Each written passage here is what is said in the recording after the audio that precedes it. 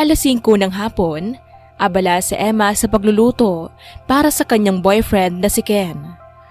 2 years na silang live-in. Simula noon, ay si Emma na ang nag-aasikaso ng lahat para kay Ken. Wala siyang ginagawa noon sa bahay ng kanyang mga magulang dahil marami silang maids. Pero pagdating kay Ken, ay natututunan niya lahat ng gawaing bahay pati pagluluto. Pagkatapos niyang magluto ng paborito ni Ken na adobong manok, ay kaagad siyang dumiretso sa banyo upang maligo, saka makapagbihis na rin. Inayusan niya ang sarili at isinuot ang bago niyang biling sexing damit na kulay red. Noong bago pa sila ni Ken, ay paboritong-paborito ito ni Ken, kaya naiisip niyang paniguradong matutuwa yon. Halos di pa tapos magbihis si Emma nang marinig niya ang doorbell, kaya kaagad siyang nagmadali at pinuntahan ang pintuan. "Wait, honey!" Na-excite niyang aniya, saka tinignan sa maliit na butas si Ken at nakita niya itong nasa labas. Mukhang inip na naman. Bumuntong hininga muna siya bago tuluyang pinagbuksan ito ng pinto. Nakangiti si Emma nang bumukas ang pinto at ipinakita niya sa boyfriend ang damit at ayos ng mukha nito. "Anong meron? Saan ka pupunta?" Imbes na matuwa ang lalaki, ay parang irita pa ang mukha nito nang magtanong kay Emma. Nasasanay na rito si Emma. Palagi itong cold. Siguro ay dahil lang sa pagod galing sa trabaho. Pinagpatuloy pa rin niya ang pagngiti. "Wala akong pupuntahan, mahal. Ayaw mo ba?" Tanong ni Emma rito. "Tumabi ka nga dyan. Pagod na ako. Nakapagluto ka na ba?" Kaagad na pasimangot si Emma. Niluwagan ni Ken ang necktie nito saka kaagad itong pumasok ng bahay. Ganun pa man, ay ngumiti pa rin si Emma. Iniisip niyang dala lamang ang lahat sa pagod. "Nagluto ako ng paborito mo, mahal. Ayun oh, kumain ka muna." Sambit ni Emma, saka inihanda pa ang mauupuan ng lalaki. Hindi siya nililingon ni Ken at basta na lamang itong naupo sa upuan at hinintay pa si Emma na ipaghanda ito ng pagkain. Katulad ng nakasanayan ni Emma, ay ipinaghanda niya ng pagkain si Ken at piniling mag-isip ng positivity kesa sa mga negative na bagay. "Kamusta ang work?" Tanong ni Emma na nagpapakyut pa para mapansin ni Ken ang perfect niyang make-up. "Ang dami mong tanong, Emma. Kumain ka na lang. Nakakabastos sa harap ng pagkain kumain habang sumasatsat." Sambit ni Ken sa iritadong boses. Ganito na lang palagi, paulit-ulit. Pero ang hindi maintindihan ni Emma ay kung bakit hindi siya makawala. Mahal na mahal niya ang lalaki. Hindi naman kasi ito ganito noong una eh. "I'm sorry." Nasasaktang sabi ni Emma. Ganun pa man ay parang nasasanay na rin siya sa paulit-ulit na cycle na takbo ng kanilang buhay. Pagkatapos nilang kumain ay muling dating gawi. Si Emma ang magliligpit ng pinagkainan saka papasok si Ken sa kwarto upang matulog na. Simula noong nag-live-in sila ay mas abala si Ken sa trabaho. Ang pamilya ni Emma ay business owners at wala na pareho ang kanyang mga magulang. Si Ken ay hamak na empleyado lamang sa ibang kumpanya, habang si Emma ay hindi pa namamana ang kumpanya hanggat hindi niya pa naaabot ang requirements. Ngunit siya ang may pinakamalaking share sa kumpanya. Kaya malaki pa rin ang pera niya kahit wala siyang ginagawa. Matapos magligpit ni Emma, ay pumasok na siya sa loob ng kwarto. Pinitay ang ilaw at pinaandar na lamang ang dim light. "Anong ginagawa mo?" Iritado muling tanong ni Ken. Hindi yon pinansin ni Emma. Noong bago pa lamang sila ay palaging na-enjoy ni Ken ang mga ganitong eksena. Dahan-dahan ay lumapit si Emma kay Ken, saka sinimulang haplusin ang katawan nito. Galing sa paa, pataas sa leeg nito. Sinimulan niyang halikan si Ken sa leeg nito. Wala pa ring imik si Ken. Parang siya lamang ang may gusto sa nangyayari. Halos mag 3 months na ring walang nangyayari sa kanila dahil parating tumatanggi si Ken. Mabuting matulog na lang tayo, Emma. Sambit ni Ken. Hindi man ito galit ay mukhang hindi interesado ang tono ng boses nito. I love you, Kenneth. Bulong ni Emma, ngunit hindi siya sinagot nito. Tumaas ang mga labi ni Emma sa labi ni Ken upang halikan ito. Ngunit bigla ay umiwas si Ken. Doon siya napahiga sa leeg at biglang may naamoy na lipstick. Nanlaki ang mga mata ni Emma. Sigurado siyang hindi sa kanya ang lipstick na ito dahil wala siyang gaanong amoy. Hindi niya ito makita dahil madilim ang kwarto. Kaagad na lumayo si Emma kay Ken. Hindi alam ang nais maramdaman ng dibdib. Si Ken ay basta na lamang tumalikod na tila walang nangyari. Kaagad na tumakbo si Emma sa CR. Kinuha niya ang coat ni Ken na nakalagay sa laundry area. Hinahanapan niya ito ng mga posibleng ebidensya at may nakita siyang hikaw ng babae. Sigurado siyang hindi sa kanya ito. Doon, parang binuhusan ng malamig na tubig si Emma. Parang nag-sink in sa kanya ang lahat. Marahil ay may ibang babae si Ken. Napaharap siya sa salamin at tinignan ang sarili. Wala na ang dating sexy ng Emma. Tumataba siya dahil sa stress at hindi na ganoon ka-blooming ang mukha nito. Mas lalo siyang napaiyak. Tila pinupunit ang kanyang puso sa sakit. Sa loob ng 2 years na kanilang pagsasama, ay magagawa niya itong ipagpalit. Wala nang maisip si Emma. Tila nasisiraan na siya ng bait. Ayaw niya ng ganitong sakit. Kaya naman, nang makita niya ang gunting, ay kinuha niya ito at sinimulang sugatan ang sarili pang hindi na niya maramdaman ang sakit na nadadama ng puso. Gayunpaman ay umiiyak pa rin ito. Kaya kinuha niya ang flower vase sa kabinasag at sumigaw. Emma, ano yan? Tanong ni Ken. Kaya dali-dali niyang inilagay ang kamay na nagdudugo sa kanyang mata at umiyak. Natamaan ang mata ko! Sambit niya habang umiiyak. Sa ngayon ay totoo nang nanginginig ang kanyang mga kamay. Sinimulan na niya, ngunit natatakot siya sa pwedeng maging resulta kung ano ang malaman. Ayan kasi, hindi tumitingin. Sambit ni Ken sa kakaagad na tumawag sa cellphone nito. Lumabas pa ito ng CR at iniwan siya sa loob. Ngayon ay ang paghiyaw niya ay dahil sa wala ng pakialam sa kanya si Ken. Ibinigay niya ang mundo niya kay Ken. Ngayon ay wala nang natitira sa sarili at ito ang napapala niya ngayon. Kaagad ay dumating ang ambulansya at kaagad na kinuha si Emma. Natuwa pa siya dahil nakita niyang sumama si Ken. Iniisip niyang may natitira pa rin palang pagmamahal ang lalaki sa kanya. Habang nasa emergency room at nasa labas si Emma, ay halos maatake sa puso ang doktor nang bigla ay umupo si Emma sa higaan. Miss, bakit ka bumabangon? Humiga ka lang at iti-check natin ang mata mo. Sambit ng doktor. Hindi tinamaan ng glass ang mata ko, Doc. Ibibigay ko sa iyo ang kahit anong gustuhin mo. Basta, pumayag ka lang sa ipapagawa ko. Gusto mo ng mataas na posisyon sa ospital na to? Pinsan ko ang may-ari nito, kaya kayang-kaya kong gawin yon sa'yo. Direktang sabi ni Emma. Desperado na talaga. Miss, ayos ka lang ba? Seryoso ako, Doc. Tulungan mo ako. Tulungan mo akong ipapaniwala sa boyfriend kong nabulag talaga ako. Gagawin kong lahat ng gusto mo. Pangako. Kahit ano? Tila nag-aalangan pang sambit ng doktor. Tumango si Emma. Pumayag ito at sinabi naman ni Emma ang gusto niyang mangyari at mabuti pumayag ang doktor.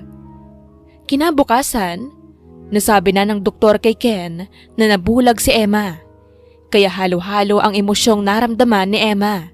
Naisip niyang ito na. Ito na ang simula ng matagal na niyang pinagpaplanuhang gawin. Ngunit natatakot siya sa kung anuman ang mga posibleng malaman. Hindi katagalan ay naramdaman ni Emma ang pagbukas ng pintuan. Alam na niyang si Ken ang papasok. Mabilis niyang ipinikit ang mga mata. Naramdaman niya ang pag-upo ni Ken sa tabi niya at wala itong sinasabi. Sinubukan niyang kapain kung nasaan nakaupo ang lalaki at naramdaman niya ito sa kanyang gilid. Mahal, ikaw ba yan? Pagkukunwari ni Emma habang nakapikit. Ako nga ito, mahal. Bigla ay natigilan si Emma. Matapos ang mahabang panahon, ito ang unang beses niyang narinig na tawagin siya ni Ken ng mahal. Kusang bumuhos ang kanyang mga luha. Naguguluhan sa nangyayari. I'm sorry. Nangyari ito sa'yo dahil sa akin. Wala kang kasalanan, mahal.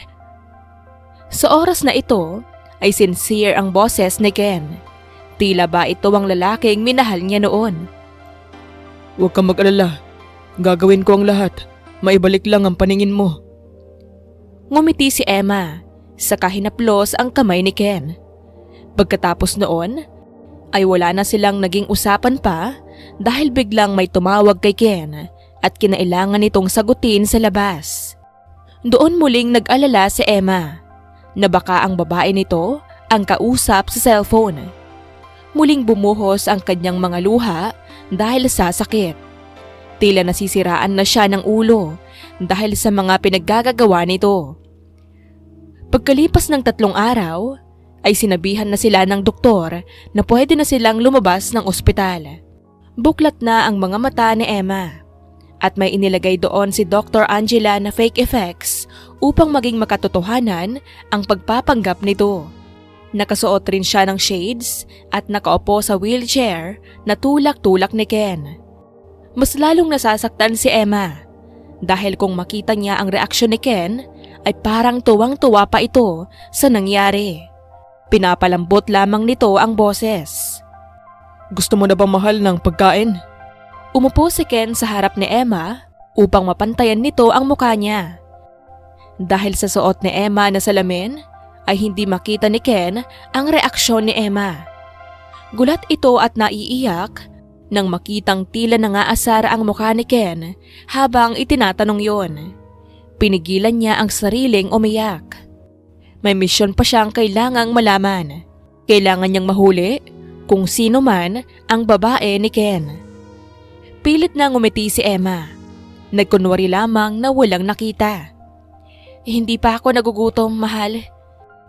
Ngunit ang kinaiinisan pa ni Emma ay kung bakit napakatanga pa rin niya at hindi niya magawang kamuhian si Ken sa kabila ng mga pinaggagawa nito sa kanya.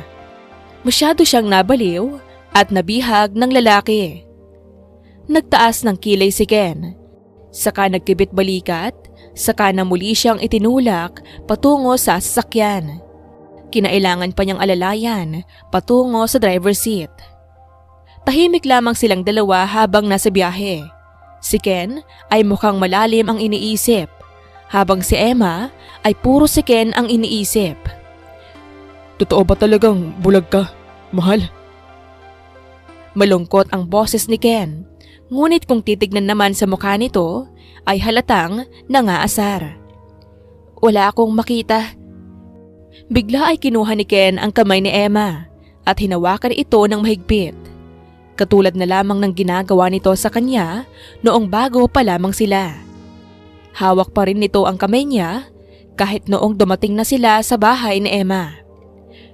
Pag-akyat ay nagpaalam muna si Ken na aalis muna upang bumili ng pagkain at iniwan siyang mag-isa sa bahay.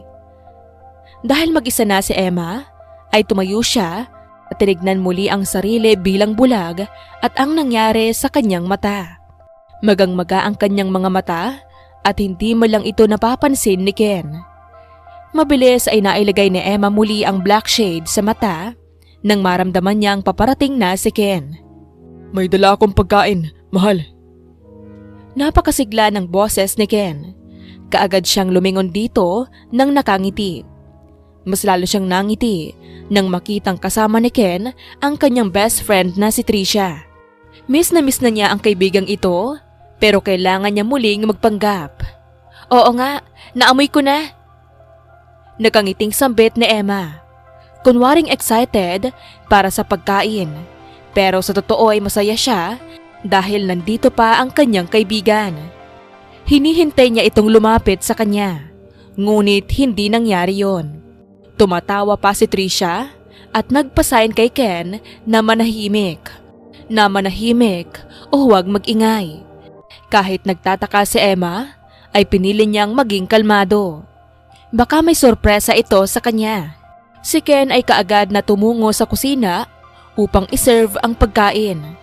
Bigla ay umalis si Trisha sa harap niya at pumunta sa kusina kung nasaan si Ken. Ngunit hindi na niya ito makita. Pinilit niyang mag-isip ng mabuti kaysa maghinala. Gustong-gusto niyang lumingon sa kusina upang tignan kung ano ang nangyayari sa dalawa. Pero hindi pwede. Handa na ang pagkain, mahal. Masiglang sambit ni Ken. Kaagad na napangiti si Emma. Ngunit kailangan pa siyang subuan. Ngunit natigilan si Emma nang makita ang pagkain niya ay isang piraso ng isda at kanin na may tuyo. Marami ang nakita niyang pagkain kanina. Gayunpaman ay kinailangan niyang panatilihin ang muka. Nga ka, mahal. Malambing si Ken habang sinasabi yon kay Emma. Habang si Trisha ay nagpipigil ng tawa dahil halatang pinagtitripan lamang siya ng mga ito. Sa oras na ito ay hindi mapigilan ni Emma na maiyak dahil sa mga nasaksihan at kung ano-anong tumatakbo sa kanyang utak. Oh, bakit naman umiyak ang baby ko na yan? Tunog nag-aalalang tanong ni Ken, ngunit bigla itong tumawa nang walang inilalabas na tunog. Mas lalo pa siyang naiyak nang walang sinasabi. Huwag ka mag-alala, makakakita ka rin. Sambit nito at muling inulit ang ginagawang pagtawa. Pilit na ngumiti si Emma upang ipagpatuloy ang pag-a-acting. Bigla ay umalis si Trisha, saka pumunta sa pintuan. Hindi katagalan ay tumunog ang doorbell at pumasok si Trisha ng pakunwari. Oh my gosh, Emma! Pagkukunwari ni Trisha, saka mabilis na lumapit kay Emma at niyakap siya ng mahigpit. Mas lalong naguluhan si Emma kung ano ba ang nangyayari. Trish, ikaw ba yan? Napadalaw ka? Pag-aakto ni Emma at pekeng ngumiti. Oo, Emma. Narinig ko ang balita galing dito kay Ken, kaya bumisita ako.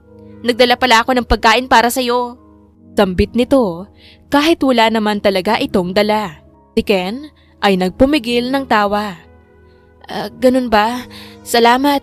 Nag-abala ka pa. Kamusta ka naman? Ayos lang ako, Emma. Ikaw, sumasakit ba ang mata mo? Hindi naman, Trish. Salamat sa pag-aalala. Ipagdadasal kong sana ay gumaling ka na. Sambit ni Trisha, saka inayos ang buhok nitong bumuhaghag. Dahil nakasuot si Trisha ng off-shoulder fitted na damit, ay mas lalong na-reveal ang leeg at cleavage nito. Salamat. May pagkain kami sa fridge kung gusto mong kumain. Ngumiti si Emma.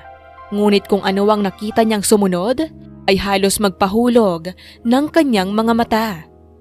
Bigla ay lumapit si Ken kay Trisha at sinimulang halikan ang kanyang kaibigan sa leeg.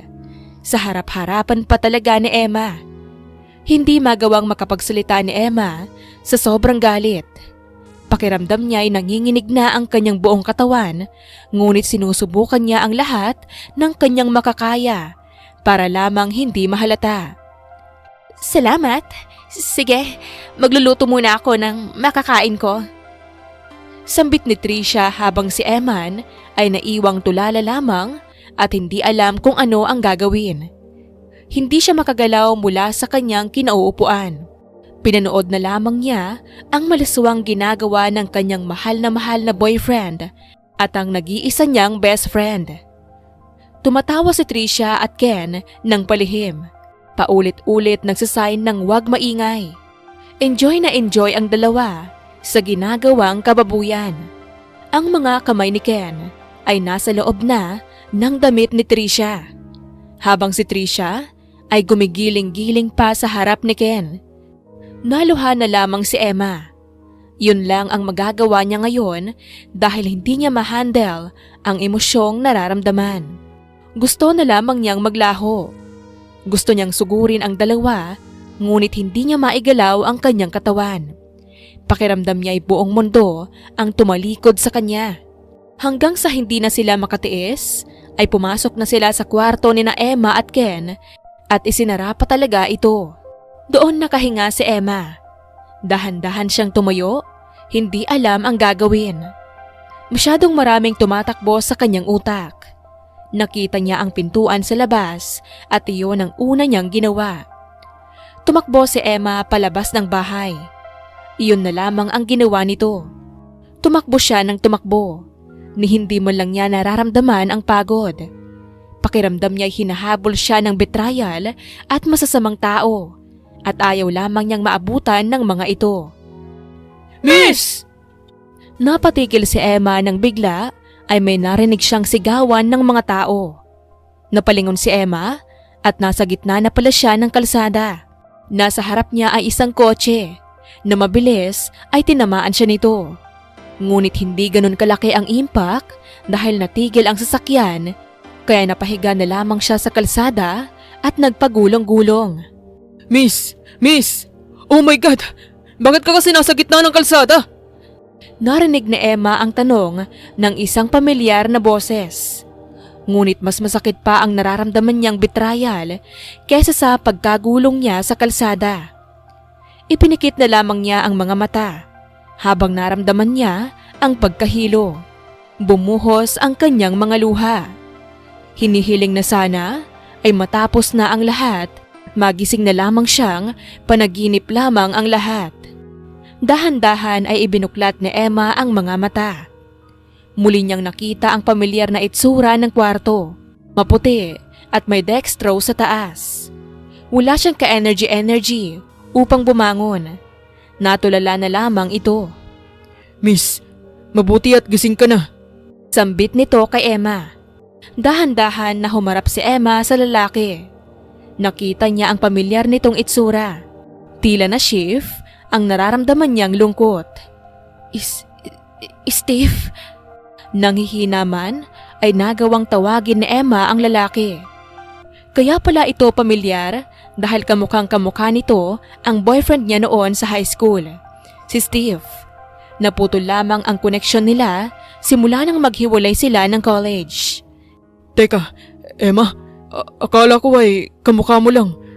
Ang sabi kasi sa akin ng doktor ay hindi ka raw makakita kaya hindi ko inisip na ikaw yan. Saka gumanda ka pa lalo, Emma. Bigla ay niyakap ni Steve si Emma. Nangiti rin si Emma. Hindi rin in-expect na makikita ngayon ang dating kaibigan. Teka, ayos ka lang ba? May masakit ba sa'yo? Saka, bakit sinabi sa'yo ng doktor na bulag ka? Mahabang storya, Steve. Pwedeng huwag muna natin pag-usapan. Ang importante ay nandito ka. Namiss din kita. Hindi na tayo makapag-usap po, nagkita man lang.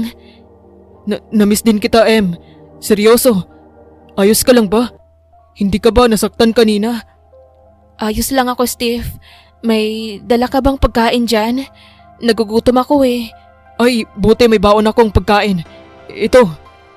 Kinuha ni Steve ang tinik nitong pagkain galing sa McDo, saka tinulungan si Emma kumain. Salamat at dumating ka. Kung hindi ay, masisiraan na siguro ako ng bait. Bakit? Ano ba ang nangyayari? Bakit ka tumatakbo kanina? Muntik na kitang masaktan. Mabuti at mabilis akong nakabreak. Yung boyfriend ko. Panimula ni Emma. Ngunit bigla ay pumatak ang kanyang mga luha. Hindi magawang ituloy ang sasabihin. Anong ginawa sa'yo ng boyfriend mo? Sinaktan ka ba? Niloko ka ba? Napatingin si Emma kay Steve. Hindi niya mapigilang mapahagulgol. Si Steve naman ay kaagad siyang niyakap. Napayakap din siya at ipinagpatuloy ang pag-iyak sa balikat ng binata. It's okay. You're safe now. Hindi ka na niya masasaktan o kung ano man ang ginawa niya sa'yo. Nandito lang ako, Emma. Sambit ni Steve habang dahan-dahang pinapatahan si Emma. Pinaglalaroan ni Steve ang buhok niya na dating nagpapakalma sa kanya. Hindi pa rin pala nakakalimutan ni Steve ang tungkol dito. Humiwalay si Emma sa pagkakayakap kay Steve, saka nag-ipon ng lakas ng loob upang magsalita. 2 years na din kaming magkasama ni Ken. Minahal ko siya ng lubos. Ibinigay ko sa kanya ang lahat. Umupo naman si Steve upang makinig kay Emma. Hinawakan pa ni Steve ang kamay niya upang maging komportable siya at doon hinayaan na niya ang sariling magkwento. Matapos ang pagkukwento ni Emma ay nanggagalaiti na sa galit si Steve. Napakagago niya. Hindi mo lang niya naisip kung gaano siya kaswerte sa'yo. Sabihin mo kung nasaan yung lalaking yan at uupakan ko talaga. Steve, kalma. Ayaw kong saktan siya ng pisikalan. Ayaw ko ring masaktan ng kaibigan ko. Gusto kong maghigante, pero unti-unti. Gusto kong iparanas sa kanya ang mga pinaggagawa niya sa akin. Sisimulan ko sa trabaho niya. Tatanggalin ko siya sa trabaho niya. Sisirain ko ang buhay niya, katulad ng pagpatay at pagsira niya sa pagkatao ko. Huwag ka mag-alala, Emma. Nandito lang ako palagi sa tabi mo. Kung kailangan mo ng backup, 1 call away lamang ako sa'yo. Nandito ako para sa'yo. Ganun naman talaga tayo dati noon, di ba? Magkasama sa hirap at ginhawa. Partner in crime sa lahat. Ngumiti si Emma. Salamat at nandito ka, Steve. Sinave mo talaga ako. Pagkatapos ng kanilang usapan, ay pumasok na ang nurse. Sinabi nitong natumba lamang si Emma dahil sa exhaustion, ngayon ay ayos na. Kaya naman, isinama siya ni Steve sa bahay nito na mabuti ay malapit lamang din. Wow! Ikaw ang nag-design nito? Oo naman. Alam mo namang matagal ko ng balak na maging architect. Pero kailangang magbantay ng business. Kaya, ngayon. Napakibit balikat si Steve habang si Emma ay abala sa pag-admire sa ganda ng interior ng bahay. Sayang ang potensyal mo sa architecture. I know, Emma. Magaling talaga ako. Sus, humahambog ka na naman. Tumawa si Steve. Dito ka muna sa sofa at ipagluluto kita ng pagkain mo. Anong ipagluluto? Hindi mo naman ako bisita. Ako nang magluluto. Saan ang mga gulay mo? Hindi, Emma. Ako na talaga. Deserve mong magpahinga, okay? Ako ang may atraso sa'yo. Munti ka na kitang mabangga. Remember? Kaya chill ka lang muna dyan at ipagluluto kita ng paborito mong tortang talong na adobo pa. Naalala mo pa rin yun? Tumawa si Emma. Yun ang madalas nilang gawin noon tuwing magkasama sila. Ginagawa nilang adobo ang tortang talong. Napaka-weird para sa iba, pero pagdating sa pagkain ay magkasundo sila. Upang hindi na maalala pa ni Emma ang lahat at kinuha na lamang niya ang remote controller pati ang speaker at mic na nasa gilid, saka naisipang magpakaraoke na lang. Anong magandang kantahin? Anime songs. Namiss ko yun eh. Silhouette. Napatalon si Emma sa excitement. Pareho nilang paborito ang theme song ng Naruto noong high school pa lamang sila. Parehas silang adik sa anime at halos nakakabisado na nila ang mga opening song ng mga anime na pinapanood nila. Dahil na rin naman nagigets ni Emma ang meaning ng kanta, isinasabayan na lamang niya ng pagsayaw ang pagkakaraoke. Nang matapos maghanda ng pagkain si Steve, ay sinabayan siya nito sa living room at sabay na silang kumakanta. Halos nagkakatatlong anime song sila nang maisipan nilang kumain dahil nilalamig na ang niluto ni Steve. Kumain na tayo. Hinihintay ka na ng pagkain oh. Si Emma ay napatingin kay Steve. Makahulugan at nangaasar ang tingin niya. Sa kadali-daling tumakbo sa lamesa. Ganon na rin si Steve. Tila nagkakaintindihan sa isang tingin lamang. Akin yung ulo! Akin yung ulo! Sambit ni Emma, saka mabilis na pinutol ang tortang talong at kinuha ang itaas na part ng talong. Ito ang paborito nilang dalawa, kaya parati nilang pinag-aagawan ito noon. No hindi mo ako maagawan kasi dalawang ginawa ko. Tumatawang sambit ni Steve sa kadahan-dahang binuksan ang isa pang tinatago nitong torta. Napasimangot si Emma. Napaka-competitive niya para lang sa wala. Ang daya! Kumain ka na. May alam akong magandang pupuntahan natin pagkatapos nating kumain. Sinunod yon ni Emma. Habang kumakain ay hindi niya maiwasang mapatingin sa kanyang cellphone. Hindi man lang siya tinawagan o hinanap ni Tricia o ni Ken. Naisip niyang baka hindi pa tapos ang mga ito sa ginagawang kababalaghan. Napatigil siya sa kain nang maisip ito. May problema ba? Hindi ba masarap? Hindi, busog na talaga ako. Pasensya na. Ayos lang. Ayos lang ang pagkakaluto, Steve. Sadyang mabilis lang talaga akong mabusog ngayon. I'm sorry. Mamaya kung gaganahan ako kumain, ay kakainin ko rin niyang natira. Sampit ni Emma dahil nagigilty siyang hindi niya naubos lahat ng mga pagkain na niluto pa ni Steve sa kanya. Mahirap din para sa kanyang magpanggap na ayos na lamang ang lahat kahit ang totoo ay gusto na lamang niyang maglaho. Ayos lang talaga, Em. Gets ko. Gusto mo, after nating kumain, ay dalhin kita sa isang favorite kong lugar? Sige ba? Saan ba yan? Peking ngumiti si Emma, ngunit napansin yun ni Steve. You can stay the night here, Em. Mahirap nang bumalik sa bahay mo. Baka maabutan mo pa ang boyfriend mo doon at ang kaibigan mo. Salamat, Steve. Yun din ang balak ko. Ayaw ko pa munang makita silang dalawa. Hindi ko alam ang magagawa ko. Welcome na welcome ka sa akin, Em. Alam mo yan. Ngiti ni Steve. Hindi mapigilan ni Emma na tumayo upang puntahan ang kaibigan at yakapin ito ng mahigpit. Sa ganitong sitwasyon ay ito talaga ang kailangan na kailangan niya. Babawi ako sa iyo, Steve. Pangako yan. Kahit hindi na, Em. Miss na miss kita eh. Mabuti at nagpakita ka sa akin. Tumawa si Emma. Matapos nila ay nagligpit na si Steve ng pinagkainan nila saka ni sila umalis para puntahan ang mini-min ni Steve na paborito nitong tambayan. Sumakay sila sa kotse ni Steve. Halos 10 minutes silang tahimik doon. Hinahayaan lamang ni Steve si Emma dahil alam nito ang pinagdadaanan nito. Hindi katagalan ay narating nila ang isang nag-iisang cafe sa itaas ng bundok kung saan tanaw na tanaw ang buong Iligan.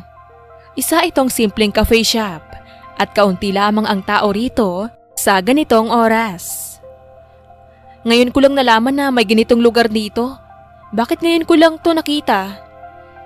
Nagtatampo pa si Emma at kunwaring nagpout. Ikaw kasi bigla mo na lang akong ginos eh. Anong ginos? Ikaw nga tong walang paramdam eh. Sa akin mo pa sinisisi. Lumipat ka lang at naging scholar ng IT noon. Hindi ka na namamansin at nagpaparamdam. Paano ba naman? Hinihintay kitang mag-first move. Wala kang ginagawa. Alangan naman na ako ang mag-first move. Ganda-ganda ko kaya. Sus, hindi ka na active sa mga socials mo eh. Ilang years na akong seen sa account mo eh. Anong account ba? Nasira yung dati kong account. Saka hindi na rin ako madalas mag-online nun dahil nabisi na ako. Kailangan kong i-maintain ang grades ko dahil malilintikan ako sa parents ko eh. I understand. Hindi ko rin naman na kinu-question yon dahil alam kong may rason ka naman eh. I trust you, Em. Ikaw, kamusta ka na ba? Kamusta ang buhay mo habang wala ako? Kamusta ang love life mo? Tumawa si Emma upang tuksohin pa si Steve. Steve ay makahulugang ngumisi saka tumingin sa city lights. Halika na. Mag-order na tayo kung may gusto kang kainin. Kumpleto sila rito oh. Milk tea, iced coffee, junk foods, street foods. Marami pa. Tara, doon na tayo sa dulo. Sambit ni Steve na lumakad na kaya walang nagawa si Emma kundi sundan ang lalaki. Kaya na-divert ang kanilang usapan. Ngayon, tungkol na sa menu ng cafe shop. Ito lang ba? Dadalhin ko to sa counter. Oo, busog na rin naman ako. Kaagad na tumayo si Steve, saka pumunta na sa counter. Naiwan si Emma na pinapanood ang city lights. Doon pumapasok sa kanya ang napakaraming realization sa buhay. Are you okay? Don't tell me iniisip mo na naman ang walang hiyang ex mo na yun. Surprisingly, nakakalimutan ko na siya. Kung hindi mo nga ipinaalala ay hindi ko siya maiisip eh. Naiisip ko lang na itong nakikita kong mga bahay, ilaw, mga sasakyan. Bawat sulok ay may mga buhay at ang buhay na yon ay may kanya-kanya ring istorya sa buhay. Siguro, ang iba sa kanila ay mas malala pa ang nararamdaman kaysa sa akin o ang iba naman ay mas mababaw. Pero bawat isa ay may istorya. Kaya bakit mo pa didibdibin? Ganito na talaga ang cycle ng buhay natin, Em. Kailangan nating masaktan para maging tao at patunayang tao pa rin talaga tayo. Nature nating mga tao na masaktan at magmahal. Pero maniwala rin tayong lilipas din ang lahat at makaka-move on din tayo. Hindi tayo pwedeng mag-stuck lang sa isang sitwasyon. That's not how life works. Kailangan nating umalis sa comfort zone natin kung saan tayo nasanay. Dahil kung hindi ay hindi natin ma-explore ang sarili natin at hindi natin mabibigyan ng growth ang sarili natin. It's okay to feel hurt. Pero importante rin, wag nating itolerate ang ganoon. Lumayo tayo sa nagpapasakit sa atin at piliin nating mabuhay. Naluha si Emma dahil sa narinig. Ito nga ang kaibigan niyang si Steve noon sa high school. Matalino, palagi niyang maaasahan pagdating sa mga emosyon. Alam mo, ang gwapo-gwapo mong lalaki, Steve. Ikaw na ang husband material. Ang galing mong mang-ayos ng emosyon. Pwede na ba mag-asawa? Tumawa si Steve saka kinuha ang tissue upang punasan ang kanyang mga luha. Masyado siyang natouch sa mga advices ni Steve. Oo, basta siguraduhin mo lang na matino siyang babae at mamahalin mo siya ng totoo. Hindi ka gagaya sa ex kong walang kwenta. Makahulugang ngumiti lamang si Steve saka muling ibinalik na ang tingin sa city lights. Sa dinami-rami ng mga tao sa mundo o kahit sa city na tinitingnan natin na to, confident akong sabihin na nakita ko na siya. Wow, confident na confident. Sino ba yan? Share mo nga. Panunok sa pa ni Emma. Next time kapag ready na siya. Sus? Ano? Nililigawan mo ba? Kayo na ba? Hindi nga niya alam eh. Paano niya malalaman? Di ka pala nanliligaw eh. Matagal na.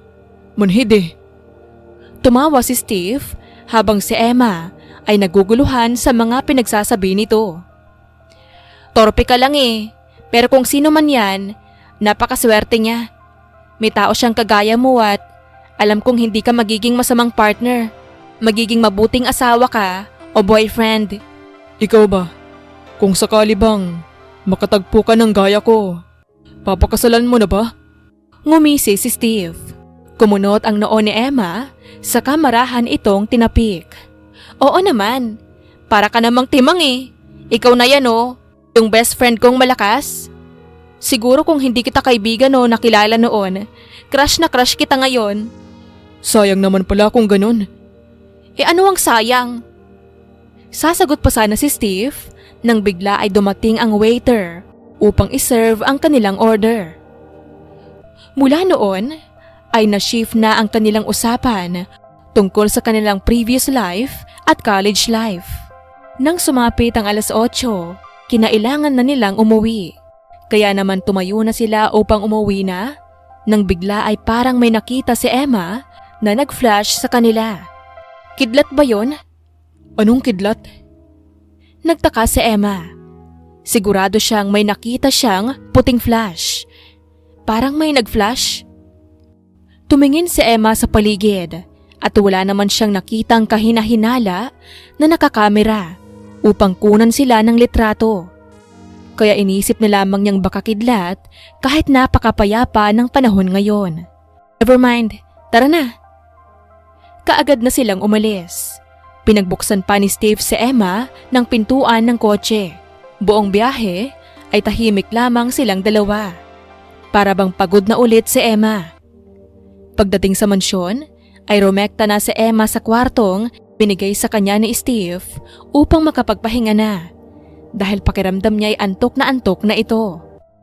Hindi na rin naman siya inabala pa ni Steve, kaya kahit hirap siya sa pagtulog, ay ito na marahil ang first time niyang matutulog nang mag-extra bigat ang nadarama. Kinabukasan, halos tanghali na si Emma nang gising dahil sa nahirapan siyang matulog. Naamoy niya ang mabangong amoy ng pancake, kaya agad niyang sinundan ang amoy nito sa labas at nakita nito si Steve na nakangiti pa sa kanya na mukhang inaabangan na ang paglabas niya ng kwarto. Ang bango naman. This is for you. Tara na, kain. Ngumiti si Emma saka lumapit kay Steve. Kaagad naman itong sinerve ang pagkain niya na may kasama pang oatmeal. Nagmumukha ka tuloy katulong ko. Tumawa si Emma. At your service, princess. Biro ni Steve, saka pinrepair pa ang mauupuan ni Emma. Habang nasa mesa na at kumakain, ay biglang sumeryoso ang atmosfera ng kanilang usapan. So, anong plano mong gawin ngayon? Babalik ako ng bahay. Kaya mo na ba? Gusto mo bang samahan kita? Pasapak na rin sa akin na yun oh. Hindi na, Steve. Kaya kong i-handle. Alam ko na ang gagawin ko. Okay. But just in case na may gawin na namang kabaliwan ng lalaking yon, I'm only one call away. Okay? Nandito lang ako lagi sa tabi mo, Emma. Salamat sa lahat, Steve. Ti ni Emma. Mas lalong lumawak ang ngiti ni Steve sa kanya. Pagkatapos nga nilang kumain, ay hinatid na ni Steve si Emma sa kanila. Kinailangan pang pilitin ni Emma si Steve na umalis dahil ayaw pa nitong umalis. Pagkapasok ni Emma sa loob ng bahay, ay nagulat siya dahil sa laki ng ipinagbago ng bahay. Ang mga litrato nila ni Ken ay wala na sa mga sulok, maging ang kanya, maging ang mga gamit niya ay nakaimpake na rin. Ken! Kenneth! Nilibot ni Emma ang bahay upang hanapin si Ken, ngunit hindi ito sumasagot. Hindi katagalan ay lumabas ito sa CR at nakatawel pa, at katatapos lamang maligo. Ang kapal ng mukha mo? Anong mayroon dito? Bakit nawala ang mga gamit ko? At nandito sa sahig ang ibang mga gamit ko?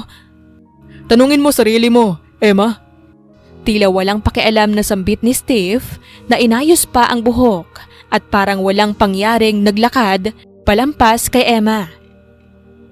Sagutin mo ako, Ken! Anong nangyayari? Ikaw ang manahimik, Emma. Sa ating dalawa, ang manloloko. Kinukuha ko ng bahay. Doon ka na tumira sa lalaki mo.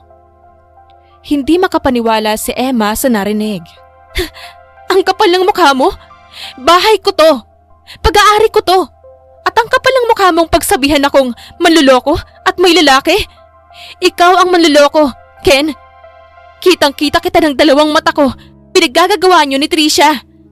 Tila walang narinig si Ken, saka dumiretso sa cabinet at may kinuha roong brown envelope. Ano tawag mo rito, Emma? Biglang kinabahan si Emma dahil sa ipinakita nito. Tinignan niya ito at ito ang mga litrato nila ni Steve kagabi nang pagbuksan siya nito ng pintuan habang masaya silang nag-uusap at noong inaalalayan siya nitong maglakad. Ang isa ay ang record niya bilang isang blind patient sa ospital. Ngayon mo sabihin hindi ka manloloko, ha? Napamura si Emma. Kenneth, sa ating dalawa, ikaw ang manloloko. Niloko mo ako ng harap-harapan kasama ang best friend ko. Kaibigan ko tong nasa litrato. Sana nga ay siya na lang ang boyfriend ko dahil wala ka rin namang kwentang boyfriend. Nagsisisi akong minahal pa kita. Sabihin mo na lahat ng gusto mong sabihin, Emma. Lumayas ka rito. Hindi napigilan ni Emma ang sariling sampalin si Ken. Ang kapal ng mukha nitong sabihin na ito ang may-ari ng bahay. Ako ang nagmamay-ari ng bahay na to, Ken. Nababaliw ka na ba? Ikaw ang lumayas. Bigla ay may kinuha si Ken sa loob ng envelope at ito ang titulo ng bahay. Nakita nga niyang kay Ken nakapangalan ang bahay. Paano nangyari yon? Akin ang bahay, Emma. Kalmado ang boses ni Ken na para bang panalo na ito sa kanilang pagtatalo. Walang nagawa si Emma. Hindi siya makapagsalita. Paano nangyari yon? Paano nalipat? Dahil ba sa masyado siyang nabulag sa pag-ibig, ay hindi na niya nakita kung paano nawala sa kanya ang titulo. O baka aksidente niyang napirmahan ito noon, lalo na't marami lagi pinapagawa sa kanya noon ni Ken at hindi man lang niya nagagawang bigyang pansin kung ano iyon. Parang binuhusan ng malamig na tubig si Emma at nagmistulang nagkaroon ng sariling utak ang kanyang mga paa at kaagad na lumabas ng bahay. Nararamdaman na lamang niya ang pagpatak ng kanyang mga luha. Naisip niyang pumasok sa opisina, kaya dali-dali siyang pumunta roon gamit pa naman ang kanyang kotse. Pagdating sa opisina, ay naninibago pa si Emma dahil tila kakaiba ang tingin sa kanya ng mga empleyado. May mga ibang nagbubulong-bulungan tuwing nakikita ito.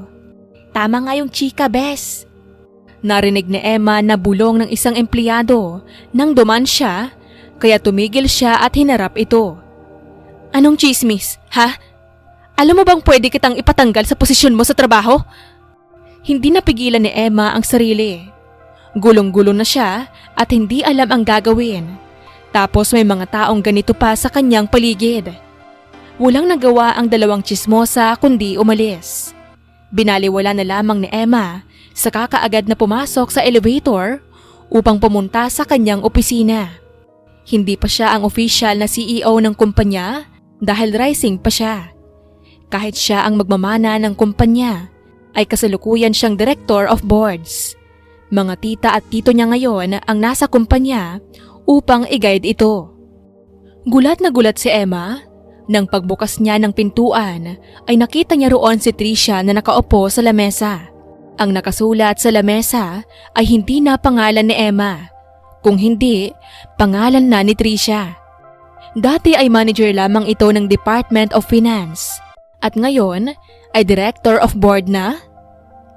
Ang kapal ng mukha mo! Anong ginagawa mo rito? Hindi napigilan ni Emma ang sariling sugurin ang dating kaibigan. Hindi naman na gumalaw si Tricia mula sa kinatatayuan nito at hinayaan na lamang siya. Nang aktong sasampalin na niya si Tricia, ay biglang sumulpot ang kanyang tito na si Vince, ang kasalukuyang nagbabantay sa kumpanya. Matapos mamaya pa ang ama ni Emma 2 years ago, ay hindi pa siya noon maalam sa kumpanya. Kaya under training muna siya ngayon, kaya ang tito niya ang nagbabantay sa kanya. Emma, stop it! Si Tricia naman ay umaktong takot na para bang may trauma ito kay Emma. Tito, hindi makapaniwalang tanong ni Emma. Paano ito narito sa kanyang kumpanya at pinabayaan lamang ang nangyayari? Hindi ba dapat ay kakampi niya ito ngayon? Natatakot po ako, tito!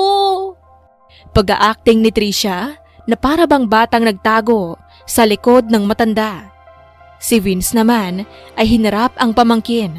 Enough of this nonsense, Emma! Hindi ko alam kung anong nangyayari sa'yo. Paano ka naging ganitong tao? Tito, anong nangyayari? Anong nangyari sa lamesa? Bakit wala na rito ang pangalan ko? Tito, anong nangyayari? Bakit si Tricia ang nakaupo rito? Emma, kumalma ka. Kailangan mong tigilan ang mga kabaliwan mo. Hindi ko na alam kung anong nangyayari sa'yo. Kailangan kong makipag-usap sa'yo. Pwede mo ba muna kaming maiwan, Trish? Sambit ni Vince kay Tricia. Kaagad namang tumango si Tricia na para bang aping-api. Si Emma ay nanggagalaiti na sa galit. Ngunit hindi niya ito magawang sugurin dahil narito ang kanyang tito. Nang magtama ang mga mata nila ni Tricia, ay biglang ngumisi si Tricia.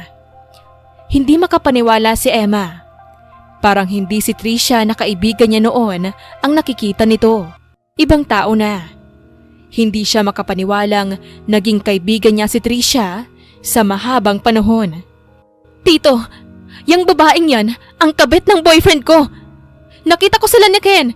Traidor ang babaeng yon, Tito. Bakit siya nandito? Pwede bang tumigil ka, Emma? Hindi na kita kilala. Hindi ko na alam kung anong nangyayari sa'yo. Ipapadala kita sa probinsya para matutunan mo ang mga lessons mo. Hindi ka pa rin nagbabago. Ang tigas-tigas pa rin ang ulo mo. Tito, hindi mo magagawa sa akin yan. Ano bang ginawa ko para ganyanin mo ko? Wala kang karapatang gawin sa akin yan. Of course, may karapatan ako, Emma. Nang mawala ang kapatid ko, sa akin kanya iniwan. Hinayaan kitang tumira kasama ang boyfriend mo. Binigay ko sa iyo ang mga gusto mo. Pero ganito ang ibabalik mo? Hindi ko hayaang mapasayo ang kumpanya hanggat hindi mo pa inaayos ang sarili mo. Kaya I'm sending you on our province. At doon, kailangan mong paghirapan ang mga gusto mong kunin. Hindi ka na natututo.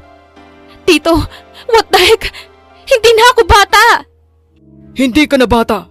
Pero kung umakto ka, para kang may sakit sa utak.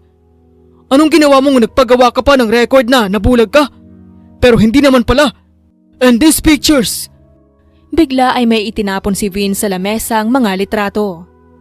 Katulad ng mga litratong ipinakita sa kanya ni Ken sa bahay. Yung litrato nila ni Steve na magkasama. Tapos ngayon ay sasaktan mo ang kaibigan mo? Hindi ko siya kaibigan! Ahas siya! For the pet's sake, ikaw ang tagapagmana ng kumpanya, Emma. Ayaw kong madaplisan ng immaturity ang kumpanya. Pinaghirapan to ng mga magulang namin, ng papa mo. At ikaw na ngayon ang magmamana. Tapos ganyan ka pa umasta? Hindi mo ba naiisip ang reputasyon ng kumpanya natin? Ano na lamang ang sasabihin ng mga tao na ang pamangkin kong tagapagmana ng malaking kumpanya ay lalakero, mapagpanggap at nananakit ng tao? Ha?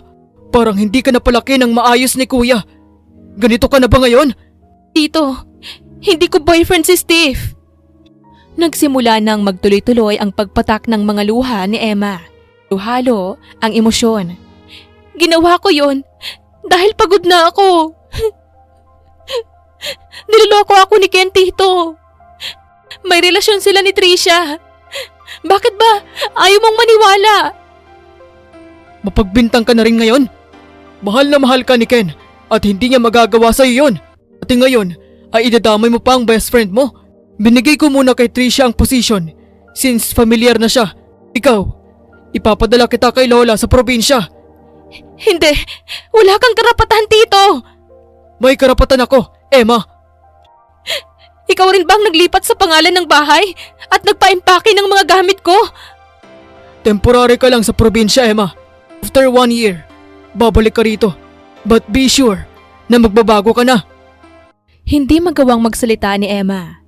Basta na lamang siyang tumalikod at hindi na hinarap pa ang tito. Paulit-ulit siyang tinatawag nito, ngunit tumakbo na lamang siya palabas ng opisina. Naglakad si Emma palayo hanggang sa may makita siyang park at doon muna siya nagstay. Naupo siya sa duyan at dahan-dahang idinuyan ang sarili. Sumasabay na ang kanyang mga luha sa dahan-dahang pagpatak ng ulan. Hanggang sa napayakap na siya sa kanyang sarili dahil lumalakas na ang ulan at lalong lumalamig na rin. Niyakap ni Emma ang sarili. Hindi na niya maramdaman kung saan ba ang luha o ulan na dumadampi sa kanyang mga mata. Ang alam niya lamang ngayon ay gusto na lamang niyang maglaho. Bakit nauuwi pa rin sa kasalanan niya ang lahat? Hindi katagalan ay parang nawala ang pagpatak ng ulan sa kanyang katawan. Kahit na natili naman ang ingay ng pagpatak ng tubig galing sa kalangitan. Dahan-dahan niyang iniangat ang ulo at mas lalong inulan ang mga mata ng luha nang makita niya si Steve na may dalang payong at nakapayong ito sa kanya ngayon. Kahit sa pinakamadilim na sitwasyon ay tila lumiwanag ang paningin ni Emma nang makita si Steve. Tumayo siya sa kakaagad na niyakap si Steve. Ngayon, ang mga luha ay may kasamang saya dahil kahit tinalikuran na siya ng lahat, ay nandito pa rin si Steve para sa kanya. It's okay. Nandito na ako, Em. Sambit ni Steve habang dahan-dahang pinapatahan si Emma. Naiiyak na lamang si Emma hanggang sa napahagulgol na siya dahil sa bigat ng nadarama. Pagkatapos noon, ay inalis ni Steve si Emma sa park at isinakay na sa kotse nito. Tahimik lamang si Emma at hinayaan na ito ni Steve upang makapag-isip ng maayos. Pagdating din nila ng mansyon, ay hindi na nagsalita pa si Emma at dumiretso na sa kanyang kwarto. Hindi katagalan, habang nakatulala si Emma sa kisame, ay bigla niyang narinig ang pagkatok sa kanyang pintuan. Pagkatapos ng 3 katok ay bumukas ang pintuan at nakita niya si Steve na may dalang tray ng pagkain. Iiwan ko muna to rito. Kumain ka kapag nagugutom ka na, ha? Huwag mo hayaan ang sarili mong magutom. Bumangon si Emma, saka tinitigan si Steve. Si Steve ay napatigil din dahil nagtataka sa inakto ni Emma. May mali ba, Em? Are you okay? Ayos lang ako, Steve. Salamat sa patuloy na pag-aalala sa akin. Salamat sa lahat. Hindi ko alam kung paano kita mababayaran. Umupo si Steve sa kabilang corner ng kama, saka hinawakan si Emma sa kamay. Emma, paulit-ulit ko na sinasabi sa'yo. Hindi na kailangan. Nandito ako palagi para sa'yo, katulad ng dati. Salamat at hindi ka nagbago. Ngumiti si Steve, saka pinunasan ang mga luha ni Emma. Hindi ako magbabago. Basta ikaw, Emma. Sige na, kumain ka na. Lalamigin ang sabaw. Kahit walang gana si Emma, ay sinunod niya ang sinabi ni Steve. Inubos niya ang pagkain. Kung ano man ang nangyari, it's already in the past. Mag-focus ka na lang ngayon sa future mo. Kung may gusto kang gawin, tutulungan kita. Tutulungan kitang makabangon muli. Emma, magpakatatag ka lang at tulungan mo ang sarili mo. I'm willing na ibigay ang lahat. Makuha mo lang ang gusto mo. Tutulungan mo akong bumangon, Steve? Oo naman. Sabihin mo lang. Muling napayakap si Emma kay Steve.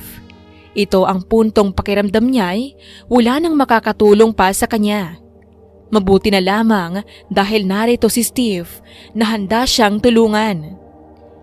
Katulad ng sinabi ni Steve, tinulungan siya nito.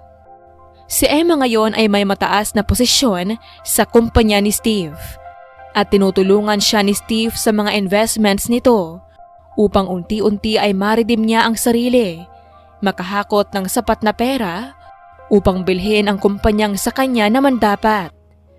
Sa tulong ni Steve ay mayroon na ngayong sariling business si Emma na founded ni Steve at ngayon ay confident na siyang bumalik sa kanyang tito upang kunin ang para sa kanya naman talaga noong una. Kasalukuyang nasa rooftop si Emma. Sa rooftop ng kanyang bagong hotel at dinaramdam ang hangin. Busy ang city ngayon dahil na rin sa Valentine's Day at kabi-kabilaan ang mga fireworks. Hindi katagalan ay may narinig siyang sapatos na papalapit sa kanya.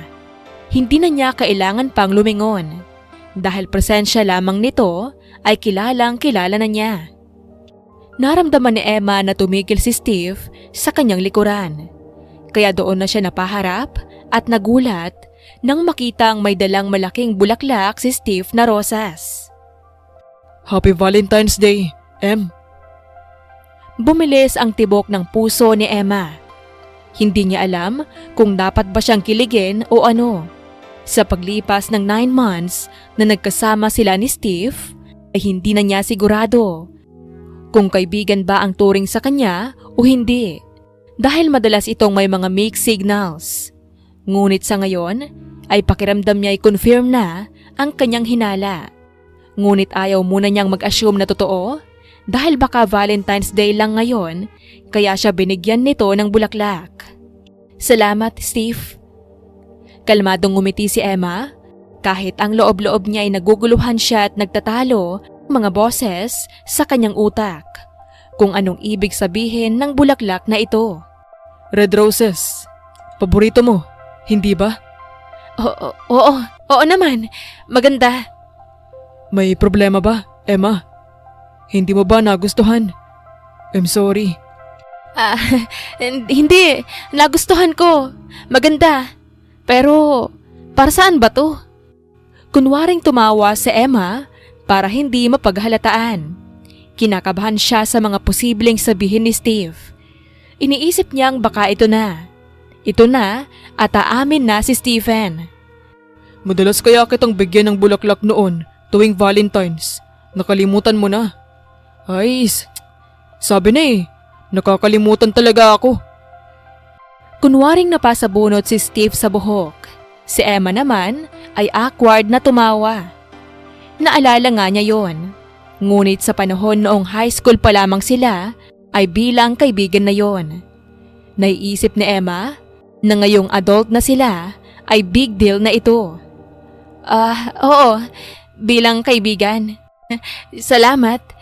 Yung sinasabi mo ba sa akin dati na nagugustuhan mong babae, nabigyan mo na rin ba nito? Huwag mong sabihing hindi pa. Kunwaring nangaasar si Emma. Sinong babae? Yung sinabi mo sa akin dati, dinala mo nga ako nun sa favorite tambayan mo Yun. Naalala ko na. Oo naman. Nabigyan ko na ng bulaklak. Confident na tumawa si Steve. Si Emma ay nagulat sa narinig at parang sinugatan ang kanyang dibdib. Pinagpatuloy niya ang peking ngiti sa labi, saka tumawa na lamang. Nice! Ang ganda ng view Kaagad na paglilipat ni Emma ng topic. Maganda nga. Perfect ang napili mong location. Pwede kang mag-add coffee shop dito sa rooftop. Sambit ni Steve. Ngunit hindi na yon ang nabibigyang atensyon ni Emma. Ngayon ay curious na siya kung sino nga ba ang babaeng gusto ni Steve at nagtataka siya bakit siya naiinis o nasasaktan. Ipinagkibit balikat na lamang iyon ni Emma at sinubukang kalimutan. Kung ano man o maging sino man ang nagustuhan ni Steve ay wala na dapat siyang pakialam doon. Tanggapin na lamang niya. Halos nakadalawang oras din silang naroon sa rooftop at nagkukwentuhan. Matapos ay sabay ulit umuwi at bumalik sa kanilang routine. Kinabukasan, maagang gumising si Emma. May event ngayon sa kumpanya dahil anniversary nito tuwing February 15. Kaya yun din ang tamang oras para pumunta siya roon. 3:00 na ng hapon nang makarating si Emma sa kumpanya. Halos wala ng employee sa taas at mga opisina dahil nasa lobby na ang mga ito para sa party. Ma'am Emma? Nagulat ang sekretarya nang makita si Emma na palakad-lakad sa lobby. What, sekretary? Nandiyan ba ang tito ko? Nakataas ang kilay na tanong ni Emma sa kinakabahang sekretarya dahil sa dala niyang aura. Wala pa po si sir pero ma'am, bawal po kayo rito. Sinabihan po kaming hindi po kayo patuluyin dito hanggat hindi nalalaman ni Sir Vic. Sambit pa ng secretary. Kaya ako nandito dahil kailangan ko siyang makausap. Just tell him na hinihintay ko siya sa opisina niya. Walang pakialam na sambit ni Emma. Saka diretsong pumunta sa elevator, paakyat sa 6th floor, kung nasaan ang opisina ng tito. Habang naglalakad patungo roon, ay nakita ni Emma ang kanyang opisina. Bahagyang nakabukas pa ang pintuan noon, kaya naisipan niyang sumilip. Dahan-dahan siyang lumapit at nagulat nang makitang walang tao sa loob ng opisina. Pumasok siya upang pagmasdan ang buong opisina. Wala na nga ang kanyang mga gamit. Mahahalata mong nasa ibang pagmamay-ari na ito.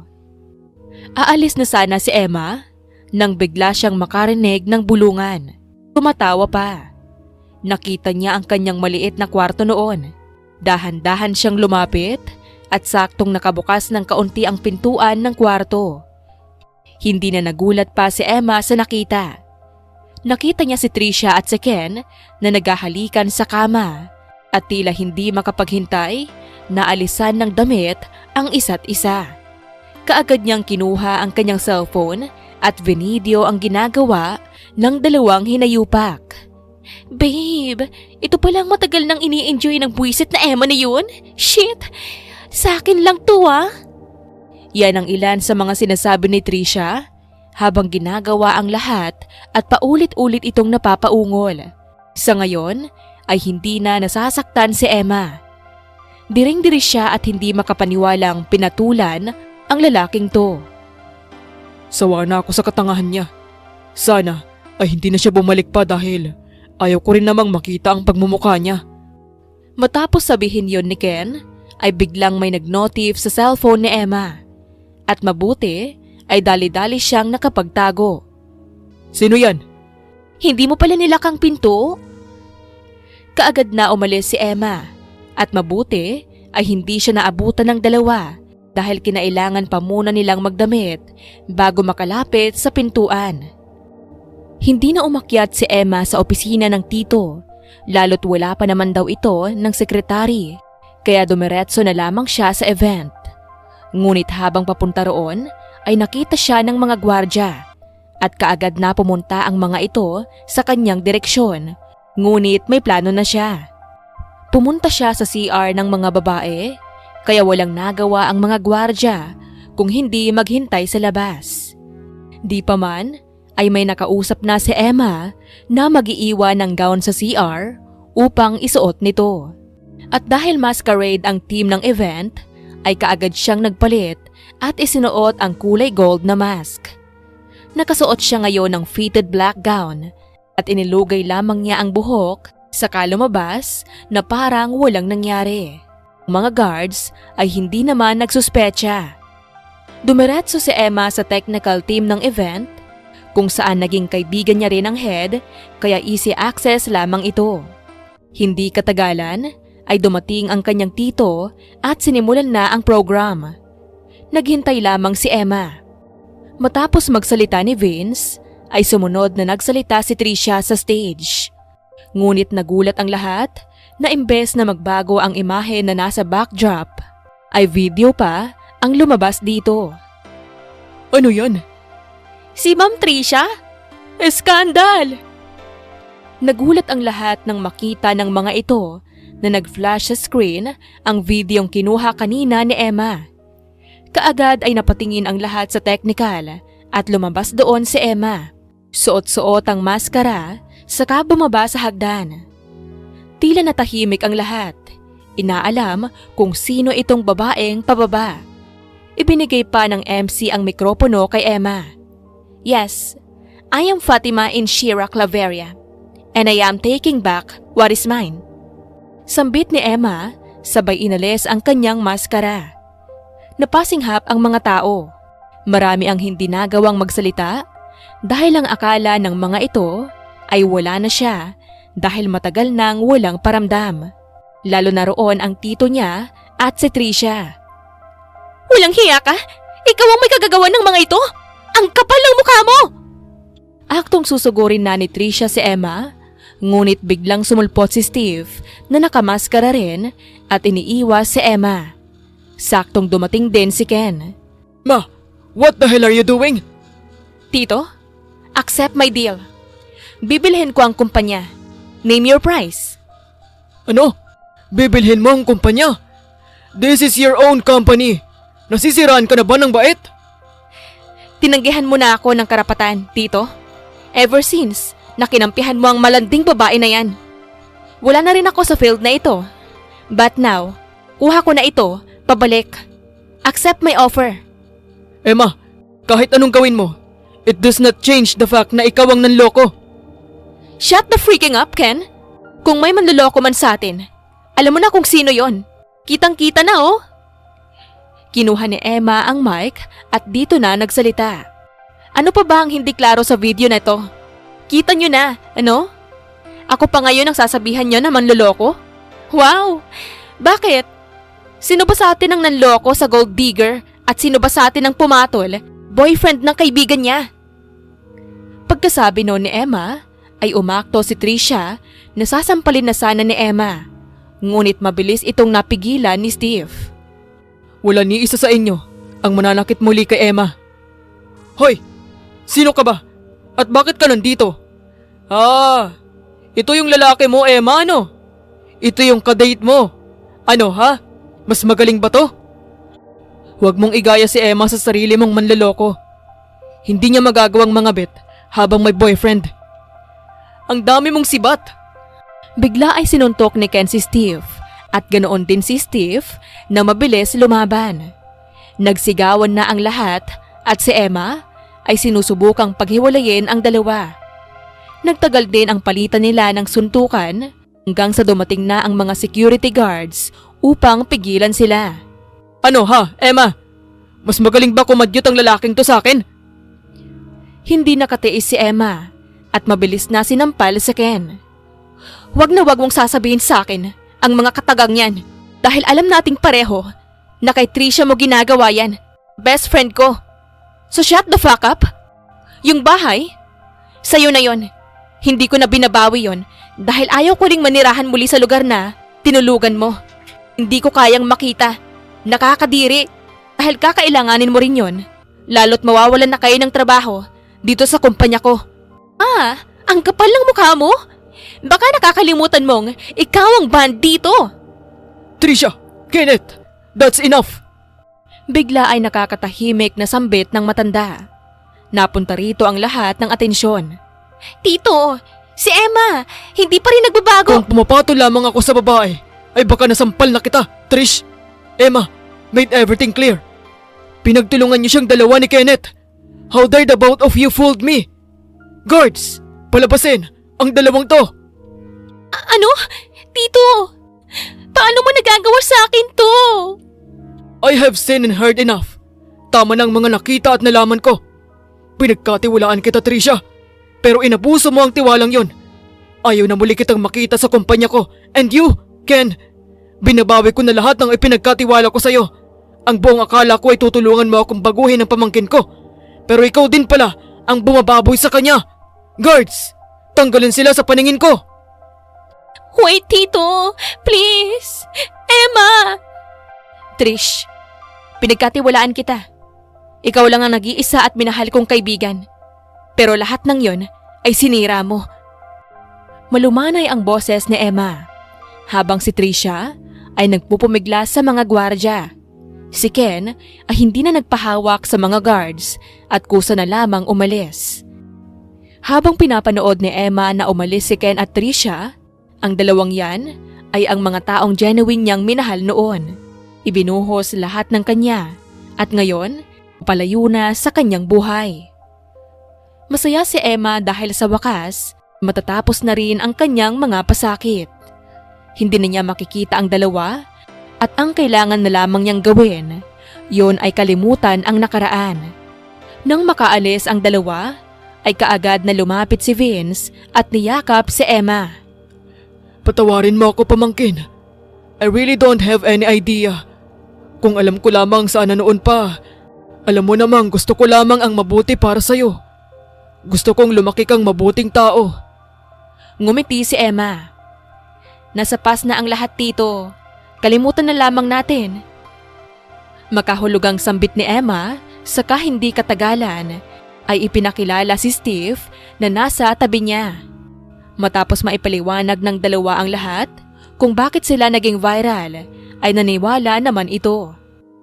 Kinuha muli ni Vince ang microphone at humingi ng paumanhin sa mga empleyado dahil sa nangyaring gulo. Pinalipad na lamang nila ang mga inihandang fireworks para makalimutan ng lahat ang nangyari at ipagpatuloy ang nasirang party. Sa gabing iyon, bago mag-closing ceremony, ay may importanteng announcement si Vince sa mga tao. Kaagad naman itong nakuha ang atensyon ng lahat. Tito, sambit ni Emma dahil mukhang alam na niya kung ano ang ia-anunsyo ni Vince. It's time, pamangkin. Ngumiti si Vince, saka pumunta na si entablado. Nagsimula itong mag-speech tungkol sa karanasan nito sa kumpanya bilang CEO. Saka dahan-dahang tinransisyon ang usapan kay Emma. Ever since my big brother died, may iniwan siyang mensahe sa akin. And that it's so take care of the hair of this company and watch her grow up. Ngayon na napatunayan na niya ang kanyang kakayahan. Alam kong ito na ang oras. I'm really sorry for the delay. pero biktima lang din ako. Tumawa pa si Vince saka humarap kay Emma na naiiyak ngayon. Inaalala kung paano siya alagaan ng tito simula nung mamatay ang kanyang ama. I now present you the newly CEO of Alcautar Incorporation, Miss Fatima Enshira Claveria. Nagsipalakpakan ang lahat at nagsigawan nang umakyat si Emma sa stage. Hindi niya maiwasang maiyak. Ngunit sa dami ng tao ay ang unang-una niyang tinignan ay si Steve. Nakita niya si Steve na pumapalakpak din at halatang proud na proud din sa kanya. Pagkatapos ng party ay nakakamanghang naging maayos din ang lahat. Bumalik na si Emma sa kumpanya, hindi bilang direktor, kundi bilang CEO na ng kumpanya. Ang kanyang tito ay nag-retire na rin. Sa ngayon ay nakatira na si Emma sa iba niyang kondo at naisipang ibenta na lamang ang bahay na tinirahan nila ni Ken para tuluyan na itong mawala sa kanyang buhay. Isang gabi, 2 weeks na ang nakalipas matapos ang anniversary ng kumpanya, ay inanyayahan ni Steve si Emma na lumabas muna dahil may live band na bibisita malapit sa kanila. At ito ang paboritong banda ni Steve, kaya gustong-gusto talaga nitong dumalo. Mahilig ka na pala ngayon sa mga banda? Akala ko ay puro basketball lang dati. Sambit ni Emma habang nasa kotse na sila papunta sa plaza dahil doon magaganap ang live band. Tagal na uy. Alam mo yun, ang sarap lang magkaroon ng artist na parang naintindihan ang nararamdaman mo eh. Para bang binubunot nilang mga gusto mong sabihin sa lalamunan mo? Tuwing pinapakinggan ko ang mga kanta nila, pakiramdam ko ay dedicated sa akin. Relate na relate eh. Tumawa si Steve sa kakaagad na pinalarga ang kotse upang makaalis na dahil gusto nilang pumunta sa front. Dapat pinarinig mo sa akin yung mga kanta nila para makarelate ako. Ma-OP talaga ako dun mamaya. Pakinggan mo na lang mamaya. Siguro, pang-in-love na naman yung mga gusto mong songs dun. May pang-broken din kaya? Kung umasta ka para kang binasted ah. Hindi pinili. Aray mo. Tumawa si Emma dahil sa naging sagot ni Steve. Tumawa lamang din si Steve. Ibig sabihin, nasasaktan si Steve dahil hindi ito pinili ng taong gusto nito. At iyon ang nagpapasakit kay Emma. Naiisip niyang liligawan lamang iyon ni Steve ay napakaswerte nito. Hindi katagalan ay narating nga nila ang plaza. Papasok pa lamang ay napakarami na kaagad ng mga nasa booth na pwede nilang puntahan. Nakita ni Emma ang cute na photo booth na ang team ay ang December Avenue na siyang magko-concert ngayon. Anong oras ba mag-live band? 8:00. Malaki pa ang oras. Tara sa photo booth. Hindi na nakasagot pa si Steve dahil kaagad na siya itong hinila patungo sa photo booth. Napaka-cute din ng mga props na naroon kaya mas lalo siyang ginanahan. Ito akin, Pogi! Sambit ni Emma saka kinuha ang cute na picture ng singer sa banda. Pogi yan? Nakangiwing tanong ni Steve sabay tingin sa litratong hawak-hawak ni Emma. Oo naman, idol mo sila di ba? Hindi ka ba napupugian? Sinasabi mo bang mas pogi yan kaysa sa akin? Natahimik si Emma. Hindi niya akalaing ito pala ang iniisip ni Steve. Humagalpak siya ng tawa. Akala ko baka may BF ka na artist dito. Selos ka lang pala. Tara na, picture na tayo. Sambit ni Emma, kaya walang nagawa si Steve. Tuloy ay para itong batang nakasimangot sa kamera. Ngumiti ka naman, ang saya-saya ko oh. Tapos ang lungkot-lungkot mo. Ano yan, ko si Joy at ikaw si Sadness? Umirap si Steve na parang babae, kaya hindi makapaniwala si Emma. Anong nangyayari sa lalaking ito at bigla ang nagiging childish? Hala, boding! Muling humagalpak ng tawa si Emma. Hinawakan na ni Emma ang mukha ni Steve at pilit itong pinapangiti sa kamera. Nakuhanan ito ng kamera at hindi katagalan ay lumitaw na ang kanilang litrato. Halos lahat sila doon ay hindi prepared. Una ay nagtatampo si Steve habang malawak ang ngiti ni Emma. Pangalawa ay nang humagalpak ng tawa si Emma habang si Steve ay nakasimangot pa rin. Pangatlo ay nang pilitin niyang ngumiti ang lalaki. Lahat ng iyon ay candid photos pero napaka-cute tignan. Tuloy, ulitin natin. Sige, ang pangit-pangit lahat ng kuha. Tignan mo, nakasimangot ka talaga. Ngayon ay si Emma na naman ang nakasimangot. Ngunit si Steve ay tuwang-tuwa sa nakuhanan ng kamera. Ang cute nga eh. Saan ang cute dyan? Ito na, okay na to. Tumawa si Steve saka lumabas na ng photo booth. Walang nagawa si Emma kung hindi ang sumunod. Pagkatapos nila ay saktong mag-8 na rin, kaya kaagad na silang pumasok at mabuti naman ay nasecure na nila ang front seat. Nagsimula ang kanta ng December Avenue at lahat na ay nakikisabay. Ngunit si Emma ay hindi makasabay dahil hindi naman niya kilala ang mga ito. Sumasabay na lamang siya sa wave ng mga fans at sinasabayan ang mga galaw ni Steve na parang batang first time nakita ang idolo. Paborito ko itong kantang to. Sambit ni Steve.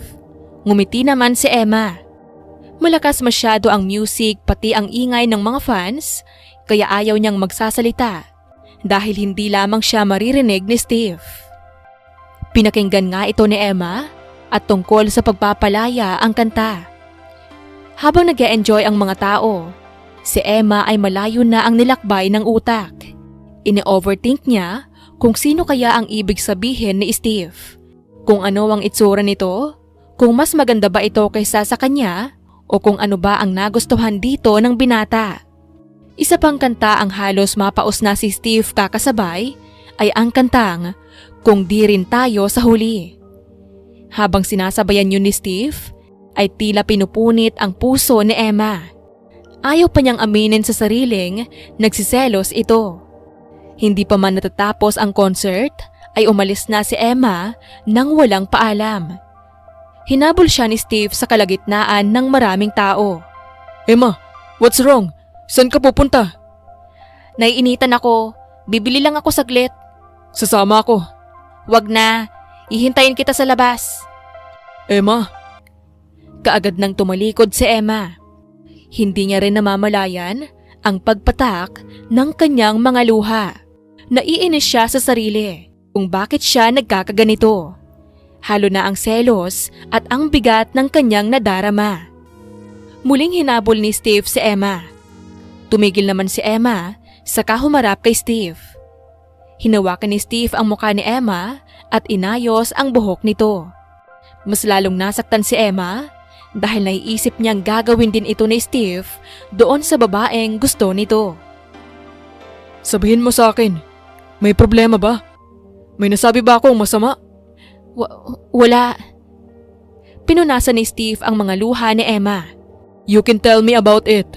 Makikinig ako. Hindi na dapat ako ang isinama mo rito. Bakit? Ayaw mo ba? I'm sorry. Napilitan ka ba? Mas mabuti siguro kung yung babaeng gusto mo na lang ang naisama mo. Sambit ni Emma at kaagad na napatalikod saka naglakad palayo. Nang ma-realize ang sinabi, naramdaman niya ang pamumula ng pisngi dahil sa hiya. Emma, kilala mo siya? Hindi ko kilala, Steve. Pagalit na sambit ni Emma. Isa pa ito, kung bakit kasi ayaw pa nitong sabihin kung sino ba tong maswerteng bruha. Binigyan ko ng bulaklak noong Valentine's. Napatigil si Emma. Ito na naman tayo sa hulaan at mysterious na usapan. Alam ko, dahil sinabi mo sa akin. Dahan-dahang lumapit si Steve kay Emma, saka muli siyang hinawakan sa mukha. Ikaw lang ang binigyan ko ng bulaklak sa araw na yon, Emma. Napakakalmado ng boses ni Steve. Ang kalmadong boses na yon ang naging dahilan para tumigil ang kanina pang nahihilong puso ni Emma. Gusto niyang makarinig pa ng karugtong. Ikaw ang babaeng gusto ko, Emma. Simula high school, college, at hanggang ngayon, Kaya sobrang saya ko na muli kitang nakita. Akala ko ay hindi na tayo magkikita pa. Hindi pa man natatapos ang sasabihin ng binata, ay itinulak na ni Emma ang sarili kay Steve at hinalikan ito sa labi. Gulat na gulat man si Steve, niyakap pa rin si Emma. Hindi katagalan ay narinig nila ang hiyawan ng mga tao sa paligid at palakpakan. Ang mga flashlights ng mga ito na sumasabay sa awitin ay sa kanila na ngayon nakafocus. Na parang sila na lamang ang natitirang tao sa maingay na paligid dahil tanging ang isa't isa na lamang ang nakikita nila. Bakit ang tagal mong hindi sinabi? Halos mabaliw na ako. Natatawa at naiiyak na tanong ni Emma nang maghiwalay sila ng halikan. Naghahanap lang ako ng magandang tiyempo, Em. Muntik na kitang i-uncrush. Nakapuot na sambit ni Emma. Tumawa na lamang si Steve.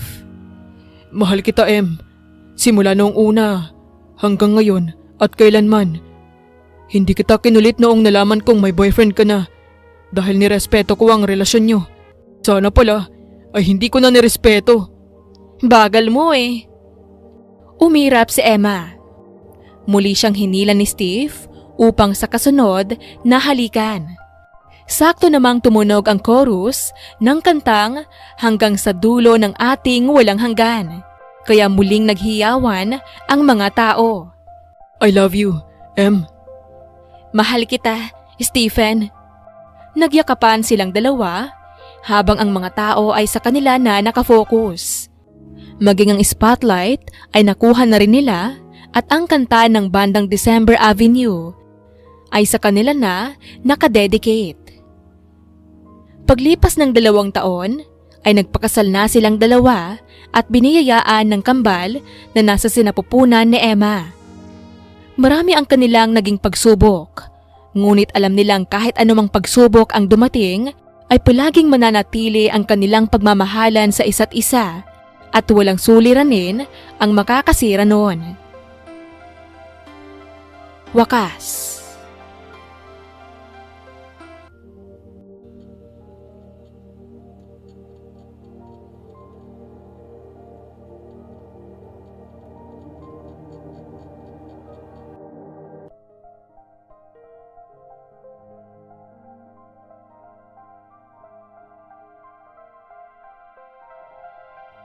Presbyteros Rose, Maria Evangelista, Eli Evangelista Anderson, Marisa de los Reyes of Saudi Arabia, Conchita Alos Rage, Ana Flor Saico, Christian Fidelino, Judith Castro, Beth Sardina, Jelly Tampos, Fatma Mansul, Senenor Zame, Flor Cabrera of Santa Rosa, Laguna, Liliano Bebe,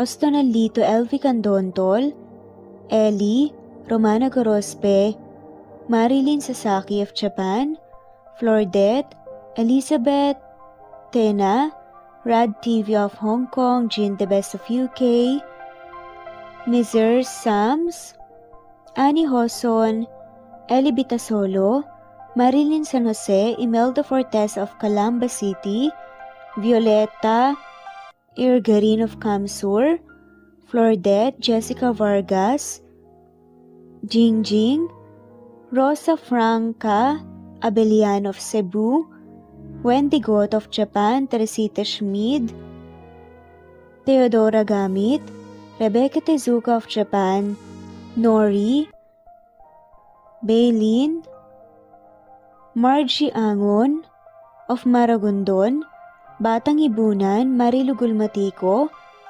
Leda Dapito, Geraldine Ana Victoria Linley of Macau, Marites Nitura, Reynante Salamanya, Pasita Eliazar, Jingjing Nazareno, Gina Monge, Rosemary Vasquez, Mercy Villantes, Freda Reyes, Teresita Loida Gabas, Christian Fidelino, Eli, Wilma Dargantes, Teresita de los Santos, Teodora Gamit, Rosemary, Romana, Leonisa, Kidim, Jean Debes, Eddie Codillian of Winnipeg, Canada, Flor, Ellie, Emily, Elila, Merlin, Leonisa Azotes, M. Season Vlog, Princess Rocker, Emma Gura, Flora Pasita Eliazar of Ontario, Canada, Eli Bitasol of Milan, Italy, Carmencita Falcon, Raylan Pudadera, Marilu Gulmatico, Imelda, Liliano, Senen, Fatma Mansul, Teodora Gamit, Mercy, Evangeline Zamora, Chabidal, Kinciano Obas, Charlene Cartilla, Sofia Moore, Dumlao of Santiago City, Andrea Taga, Teodoro Rolyuki, Ligaya Calvo, Maria Teresa Rosendo Corpin, Ida Rojas, Stephanie Arroyo, Kidim, Bonifacio Quinzon, D. Naitan, Canada, Erlenda Heronda of Matanao, Davao del Sur, Leonila Perea of Concepcion Night, Cavite, Elsa Opiane, Presbiteros Fenavares, Ederlina Albiso, Lorna Ayman, Rosemary Vasquez, Leonisa Azotes, Irish de la Peña, Marilyn San Jose, Eli Bitasolo, Senen, Catherine Laquinario, Ronilio, Marisa de los Reyes, Eddie Codillian of Canada, Jean Debes of UK, Teresita, Rebecca Tezuka of Kawasaki, Flora Fes Parung of Batangas City, Ruby Corazon Riera, Elvi Candontol, Naitan, Canada, Wilma Dargantes, Annie Hoson,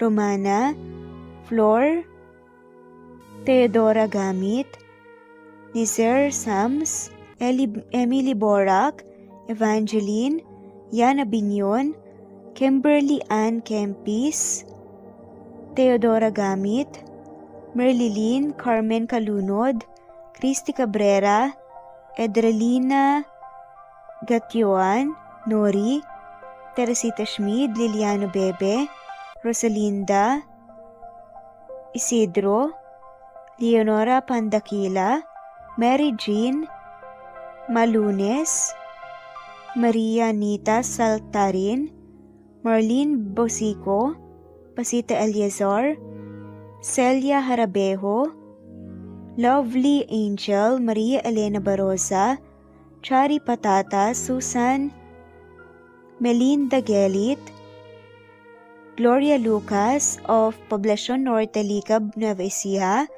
Francis Pilapil from Binganonan, Rizal, Ruby Corazon, Chabidal, Mary Joy Sabaresa, Lebuna Arnel, Angie, Reder, Kinciano Ebas, Lucia Baldo, Ara Adhani, Yamasuka, Evangeline Bautista, Mary Joy, Rodrigo Valerio of Balanga City, Bataan, Rosal, Rosalie, Ana Flor Saico, Carlo Gayorgor, Jelly Tampos, Rosemary Vasquez Presbiteros Rose, Eli Evangelista Anderson, Fe Navares, Ostonalito Catherine, Ara Adhani, Jean Debes of UK, Lily Sales, Rose Mebukadon of Saudi Arabia, Ellie, Liliano Bebe of Italy, Lily, Loida Gabas, Ellen Cervantes of Malolo City, Bulacan, Evangeline Zamora, Jennifer Odias of Claveria, Miss Oriental, Nori, Annalyn Divina Gracia, Merlilyn Linley, Nora Balias of Siargao Island, Meding, Elvi Candontol, Wilma Dargantes, Helen Murillo, Ara Adhani, Carmencita Falcon, Ederlina Albiso, Florence De Leon, Rebecca Tezuka, Annie Hoson, Matea Ejes, Nancy Navarra, Teresita Schmid, Mercedita San Jose of Antipolo City, Princess Rocker, Marilu Gulmatico, Ana Victoria, Imelda Fortes of Calamba City,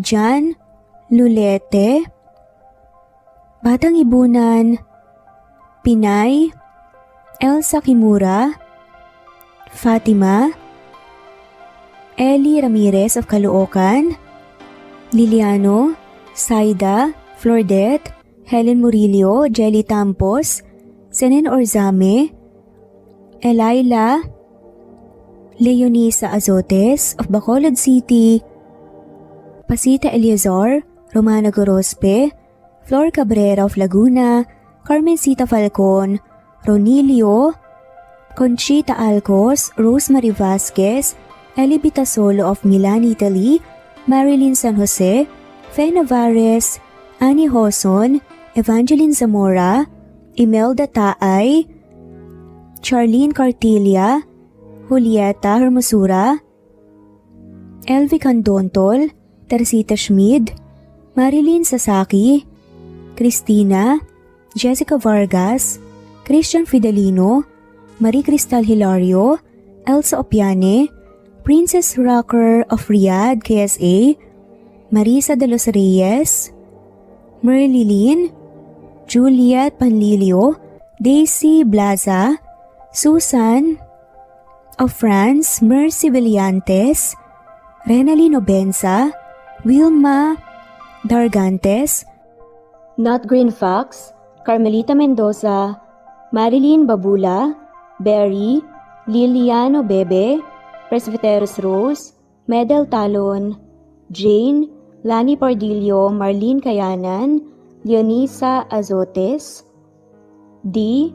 Marie Ramos, Araceli Lilio Saria, Miras Channel, Raquel Epe, Gina Tutor, Jane Hartley, Sunshine Sotalbo, Maricel Cabigon, Merlin Baroza, Gina Marayo, Merlin Rodel Obejero, Hans, Cecilia Comoda, Tahan Vlog, Merlin, Kuya Atok, Maria Merly Brogada, Marilu Cabantak, Filipina, Eileen, Mercedita San Jose, Lovina Galang, Lilian, Teresita de Jesus, Monina Aviles, Yula Pedrona, Romana Gorospe, Rosemary Vasquez, Marley Lazaraga, Leonisa Azotes, Jocelyn Tancinco, Estelita Mahia, Ding Lege,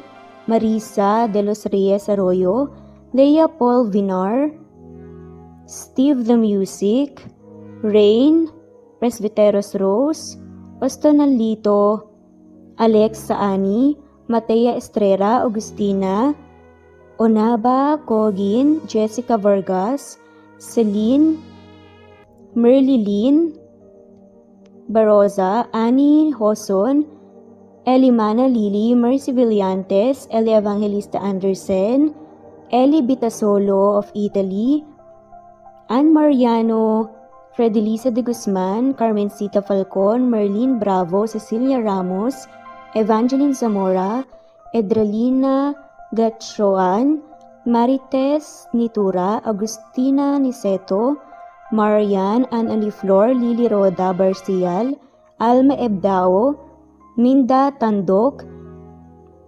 Flores, Melinda Sano, Thelma Mora, Juliet Panlilio, Edna, Elvi, Delia, Fenavares, Sally Lariano, London Villas, Danica Selga, Lani Pardillo, Teresita Schmid, Charlie, Nora Bell Evans, Roger, Lloyd Salon, Bella, Nelly Ortiz, Mary Rose Carillo Jesusa, Enday Samante, Enday Lebra, Yolanda Tejida, Honey Villasenor, Tessie, Marichan, Ann Mariano, Wilma Guzman, Gabrielio, Liu, Maria Rica Natividad, Melanie Juan, Anita Hernando, Teresita Arevalo,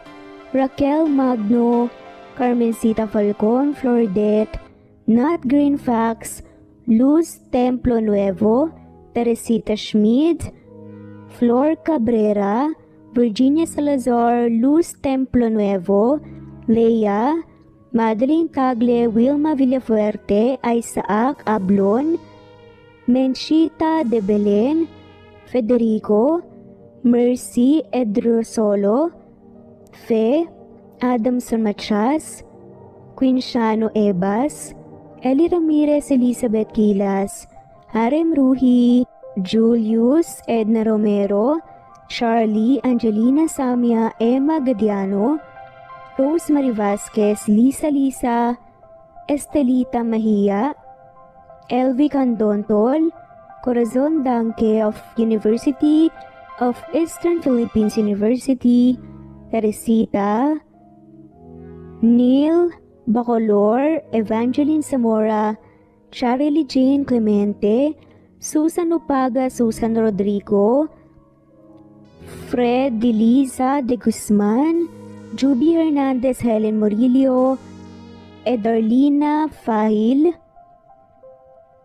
Rosie, Juliet Kaday, Kuya Atok, Betty Losnong, Crescent, Susana, Tessie Rumbawa, Lovina Galang, Aida Jurado, Emily Kinlog, Mirna Hamero, Liz Berito, Gabrielio, Juan Spotify, Imelda Fortes of Columbus City, Larry Malapaya, Dance, Remy's Life Official, Ellie Evangelist Anderson, At shoutout na rin po sa lahat ng mawalang sawang sumusubaybay. Sa mga gusto pong magpa-shoutout, i-comment lamang po ang inyong pangalan at kung tigisan po kayo para ma-shoutout kayo sa next video. Thanks for listening. Muli ito ang Cat Amazing Stories. God bless everyone.